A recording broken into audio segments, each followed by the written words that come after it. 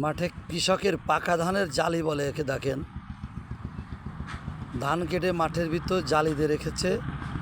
ধানটা শুকায় গেছে, বিচেলি বাড়োয়ে এই ধানগুলো বাড়ি নিয়ে যাবে কৃষক, এবং খ্যাড়গুলো সারা বছরই গরুতে খাবে। সেরকম একটা বিচেলি পাকা ধানের জালি দেখছেন আপনারা।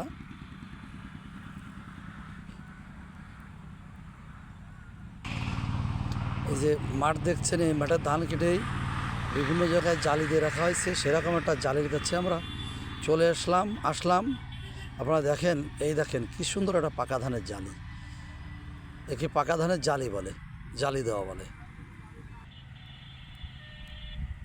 কৃষকরা এখানে সুবিধা মতন ধানটা বাড়ি নিয়ে যাবে, যে বিচেলি বাড়োয়ে এই ধানটা গোলায় চলে যাবে, আর খড়টা গরুর জন্য রেখে দিবে। যার জন্য শুকিয়ে ধানটা একদম সুন্দর শুকিয়ে, টাটকা শুকিয়ে, মাঠে যেহেতু রোদ্দুর ভালো থাকে, শুকিয়ে মাঠে জালিতে রেখেছে ধানটা।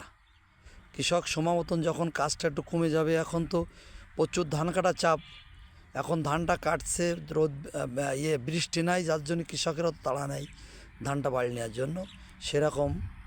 এরকম হাজার হাজার জালিতে রাখা আছে এই মাঠে ধান, সেই জালিটা আপনারা দেখছেন।